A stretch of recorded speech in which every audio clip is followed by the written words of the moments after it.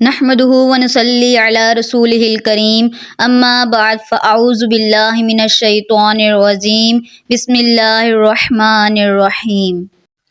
شعبان المعظم اسلامی سال کا 8واں مہینہ ہے۔ اس ماہ مقدس میں خیر کثیر متفرق ہوتی ہے اور بندوں کو رزق اسی مہینے میں متفرق طور پر تقسیم ہوتا ہے۔ شعبان ایسا مہینہ ہے جو رحمت و بخشش اور نجات و رہائی کا مژدہ عام لے کر ہماری نگاہوں کا سرمۂ بصیرت بن کر جگمگاتا ہے۔ اللہ تبارک تعالیٰ نے ہمیں ماہ شعبان عطا فرما کر ہم کو اپنی خاص رحمتوں، عنایتوں اور مہربانیوں سے نوازا ہے۔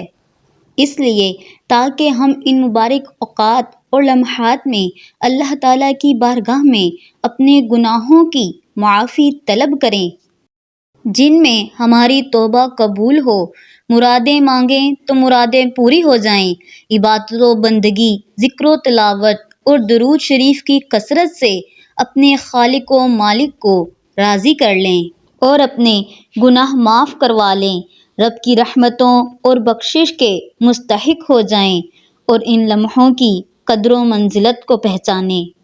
اسی لیے ان لمحوں اور مبارک دنوں اور گھڑیوں کی اہمیت کو اجاگر کرتے ہوئے اللہ رب العزت نے اپنے محبوب حضور نبی اکرم صلی اللہ علیہ وآلہ وسلم کو خطاب کرتے ہوئے ارشاد فرمایا، اے محبوب، آپ مسلمانوں کو اللہ کے خاص دنوں کی یاد دلائیں۔ ماہ شعبان کی 15ویں شب نہایت عظمت اور برکت والی رات ہے۔ اس رات اپنے پاک پروردگار سے جو بھی مانگیں وہ آپ کو عطا کرے گا۔ رزق میں برکت کے لیے شعبان کی 15ویں شب کو 2 رکعت نماز اس طرح پڑھیں کہ ہر رکعت میں سورہ فاتحہ کے بعد 1 بار آیت الکرسی اور 15 بار سورہ اخلاص پڑھیں۔ سلام پھیرنے کے بعد 100 مرتبہ درود شریف پڑھ کر ترقی رزق کی دعا کریں۔ انشاءاللہ اس نماز کے باعث رزق کی فراوانی ہو جائے گی۔ آئیے مل کر دعا کرتے ہیں۔ اللہ تعالی ہم سب کے رزق و روزگار میں برکت عطا فرمائے۔ اللہ تعالی ہمارے سب گناہوں کو معاف کر دے۔